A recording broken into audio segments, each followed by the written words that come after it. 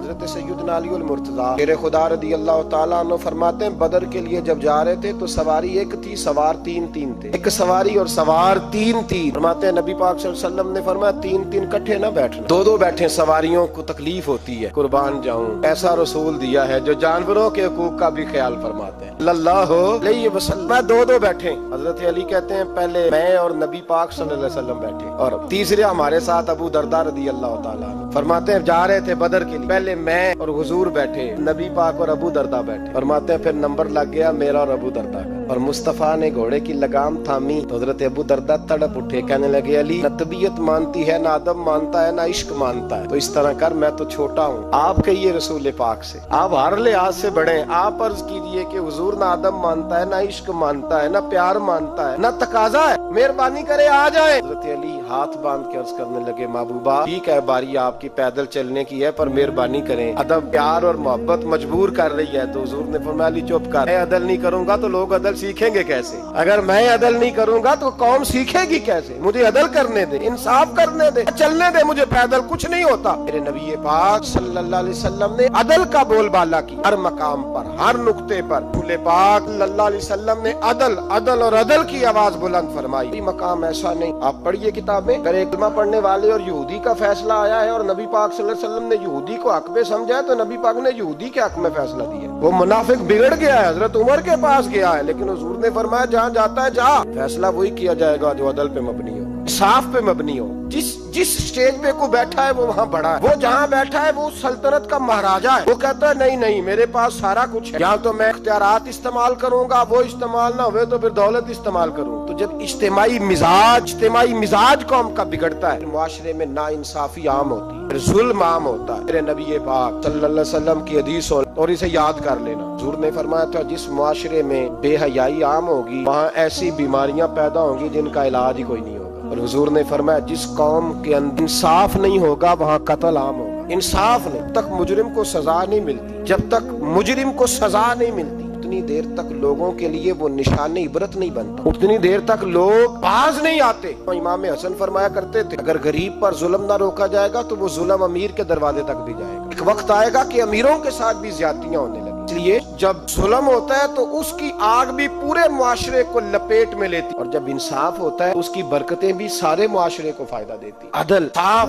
ضروری امر ہے۔ حضرت عمر فاروق رضی اللہ تعالیٰ عنہ جناب زید بن ثابت رضی اللہ تعالیٰ عنہ کو خود قاضی بنایا تھا، حضرت زید بن ثابت کو قاضی خود بنایا، خود تعینات کی۔ حضرت ابی بن کعب رضی اللہ تعالیٰ عنہ نے حضرت عمر پر مقدمہ کر دیا، حضرت زید بن ثابت کی حکومت حضرت عمر پر۔ جناب عمر جب پہنچے نا وہاں سب لوگ بیٹھے رہے، ایک شخص کہنے لگا تم اپنے امیر کے لیے کھڑے نہیں ہوئے، زید بن ثابت کہنے لگے چپ کر جا، پر مقدمہ ہے، کوئی حساب دینے آئے، امیر المومنین بن کے نہیں آئے۔ سامنے کھڑا کیا تو گفتگو کے دوران کوئی ایسا موقع آیا کہ حضرت عمر کو قسم دینی پڑی، تو حضرت زید بن ثابت حضرت ابی بن کعب سے کہنے لگے یار لحاظ کر، وہ فاروق اعظم ہے، امیر المومنین ہے ہمارے، تو ان سے قسم کا مطالبہ کر رہا ہے۔ حضرت سیدنا فاروق اعظم کی طرفداری میں بات کی نا، تو حضرت سیدنا عمر فرمانے لگے زید اس مقدمے کا فیصلہ کر لو اور اس کے بعد میں تمہیں معزول کر دوں گا، تم تو اہلیت ہی نہیں رکھتے۔ حضور کیا ہوا؟ فرمایا تم نے میری طرفداری کیوں کی، تم نے مجھے امیر المومنین کیوں کہا، تم نے کیوں میرے حق میں بات کی؟ اگر میں اور تو اس طرح کرنے لگیں گے تو امت کو عدل کون دے گا؟ اگر میرا اور تیرا یہ رنگ ہو جائے گا، کیوں تو نے مجھے امیر المومنین کہا؟ فقط میں اپنی صفائی دینے آیا ہوں، عمر بن خطاب سے زیادہ میرا کوئی تعارف نہیں ہونا چاہیے، کیوں تم نے یہ لفظ کہے؟ اور فرمایا اگر مجھ پر قسم آئے گی اور جو میرے اوپر لاگو ہوگا مجھے وہ کام کرنے کا تمہیں حکم کرنا چاہیے۔ یہاں تو حال ہی کوئی نہیں یار، ظلم یہ ہے، یہاں امیر کے لیے قانون اور ہے اور غریب کے لیے قانون اور ہے، اس وقت پھر ظلم ہوتا ہے، پھر زیادتی ہوتی ہے، ملتیں نہیں بنتی۔ یہ پاک صلی اللہ علیہ وسلم نے فرمایا ظلم قیامت کے اندھیروں میں سے ایک اندھیرا ہوگا، عالموں کو قیامت کے دن ٹھوکریں لگیں گی، رستہ نہیں ملے گا، آپ کو پیش کریں چھوٹی سی بھی زیادتی، چھوٹا سا بھی ظلم نہ ہونے پائے، انصاف کے تقاضے پورے ہونے چاہیے۔ نبی پاک صلی اللہ تعالی علیہ وسلم نے جو امت ہمیں آیا ہے تو اس امت میں انصاف کا بول بالا، کوئی آدمی انصاف سے بالا تر نہیں۔ بہت بڑی بات کرنے لگا ہوں، امام ابو نعیم نے لکھا ہے خود رسول रसूल पाक ने अपनी जात को इंसाफ के लिए पेश किया। इस बात को मैं जब कभी सोचता हूँ ना तो लगता है कि रूह परवाज कर रही है, पता नहीं कहाँ कहाँ से हो आई है। इंसाफ का बोलबाला ऐसे नहीं होता। हजरत फारूक आजम और मौला अली और उस्मान गनी और अबू बकर सिद्दीक और सैयदना काजी शुरा जैसे लोग ऐसे ही तैयार नहीं होते। उनके पीछे जो मेरे रसूल पाक सल्लल्लाहु अलैहि वसल्लम का मिजाज है उसको समझे। मैं जब इस पहलू को देखता हूँ ना, आप यकीन करेंगे, रवायत में कभी कभी पढ़ता हूँ और कभी कभी इसको बयान करता हूँ तो मैं खो जाता हूँ बहुत सारी जगहों पे, पता नहीं कहाँ कहाँ का सफर तय हो जाता है। हजरत अकाशा बिन मोहसन रदी अल्लाह तआला अन्हु फरमाते हैं कि नबी पाक सल्लल्लाहु अलैहि वसल्लम के विसाल से 2-3 दिन पहले की बात, महबूब पाक सल्लल्लाहु अलैहि वसल्लम ने फरमाया सब लोगों को मस्जिद नबी में इकट्ठा किया। जब कोई नई आयत आती थी या कोई जंग की तैयारी होती थी तो लोग इकट्ठे किए जाते, सबको इकट्ठा किया। कहते हैं जब हुजूर का हुजरा नूर खुला तो 2 आदमी बज़ाहिर हुजूर को सहारा दे के लाए। इतनी बुखार और कमजोरी है। हुजूर मिंबर पे बैठे, जब नबी पाक बात करते हैं तो हाथ मुबारक पे बज़ाहिर राशा हमते हैं दस्ते अक़दस। महबूब ने मजमे पे नजर डाली, फरमाया तुम्हें किसी नए हुक्म के लिए नहीं बुलाया। अल्लाह ने अपने एक बंदे को इजाजत दी, चाहे तो दुनिया में रहे और चाहे तो उसकी बारगाह में हाजिर हो जाए। उस बंदे ने पर्दे का फैसला किया है, मैंने तुम्हारे बीच वक्त गुजारा है, तुम्हारे साथ रहा। हुजूर फरमाने लगे मेरी जुबान से, मेरे कौल से, मेरे फेल से गुलामों किसी को तकलीफ पहुंची हो तो बदला ले सकता, ये नहीं फरमाया माफ कर दो और बदला लो। हकीकी जमहूरियत थी ना। हज़रत अकाशा बिन मोहसन पीछे से खड़े हो गए, बूढ़े आदमी ने लगे हुजूर जंग में सफ़े सीधी कराते कराते मेरी नंगी पुश्त पे दुर्रा मारा था, बदला लेना। अजीब ही मंजर बन गया मस्जिद नबी का, आंसू बहने लगे, लोग तड़पने लगे। महबूब ने फरमाया बिलाल जाओ फातिमा के घर में दुर्रा पड़ा ले आओ। तो बिलाल कहते हैं सैयदा के दरवाजे पे दस्तक दी। अम्मा जी ने कहा कौन? अम्मा जी मैं गुलाम बिलाल हूँ, दुर्रा चाहिए था। तो सैयदा कहने लगी ना तो जंग है ना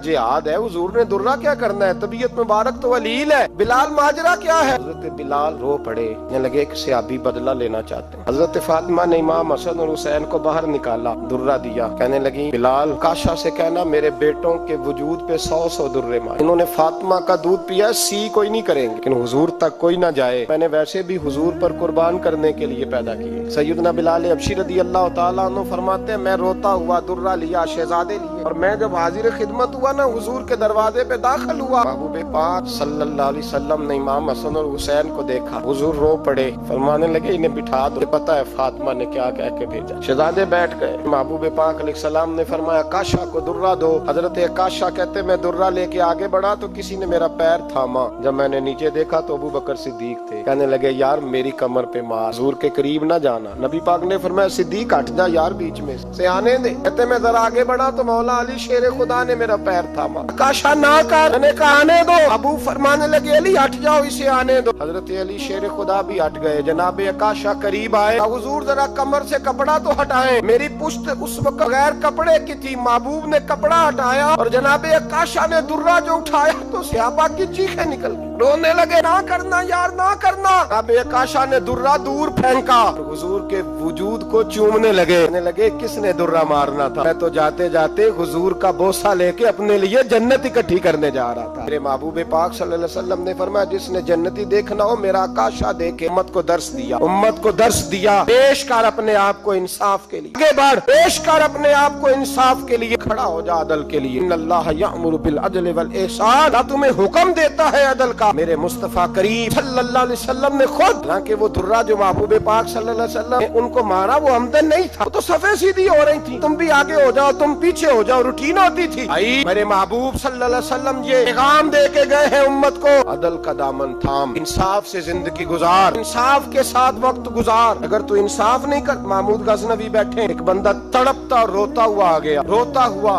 क्या हुआ, कहने लगा हुजूर मैं गरीब हूँ। बात इस तरह भी मिलती है कि औरत थी, बीबी आके कहने लगी हुजूर मैं गरीब नहीं हूँ, 3-4 बेटियों की माँ हूँ, अमन फौत हो गया, शाही खानदान का एक नौजवान मेरे घर आता है और मेरी बेटियों के साथ जुल्म करता है, मेहरबानी हो जाए। गजनवी कहने लगे तू जा, सिपाहियों से कहने लगे बीबी दोबारा आए तो मैं सोया हुआ भी हूँ तो मुझे उठा लेना, जैसे ही वो तुम्हारे घर में आए मुझे बताना। बीबी कहती है तीसरे दिन मैं दोबारा गई, दरवाजे शाही पे दस्तक दी तो महमूद फौरन निकले, लिबास पहनना जंग का, नेजा तलवार मान, घोड़े पे बैठे मेरे साथ चले, और कहते हैं जब अंदर दाखिल हुए तो वो नौजवान घर के अंदर था। महमूद गजनवी ने अंदर जाते ही कहा जल्दी से चिराग बंद कर दिया, गुल कर दिया, चिराग बंद कर दिया, और महमूद ने 2 बार की और नौजवान की गर्दन उड़ा दी। जब कत्ल हो गया तो महमूद ने कहा पानी लाओ। बीबी कहती है मैं पानी लाई, 1 प्याला, 2 प्याले, 3 प्याले, 5 प्याले पी गए महमूद पानी के, पीते ही जा रहे। मैंने कहा बादशाह क्या हुआ? तो महमूद रोने लगा तुझे इंसाफ मिल गया ना? मिल गया। महमूद कहने लगे ये मेरी सगी बहन का बेटा था और मेरी बेवा बहन का अकेला बेटा था। जब तू मेरे घर आई, शाही खानदान का नौजवान आता है, तो मैंने तहकीक की तो मुझे पता चला कि वो तो मेरा अपना भांजा है। मैंने कसम खाई थी जब तक तुझे इंसाफ नहीं मिलेगा मैं पानी नहीं पीऊंगा, पानी नहीं पीऊंगा। पानी इसलिए मांगा है, प्यास से मर रहा हूँ, और दिया इसलिए बंद किया है। बहनें बड़ी प्यारी होती है ना, और फिर बहन बेवा हो, बेटा उसका यतीम और अकेला हो, फिर रंग और होता है ना। इसलिए चिराग गुल करके मैंने उसे कत्ल किया है। अगर मारने लगूं तो कहीं बहन का चेहरा ना मेरी आंखों के सामने आए। भांजे का तस्वुर देखकर मैं उसे छोड़ ना दूं।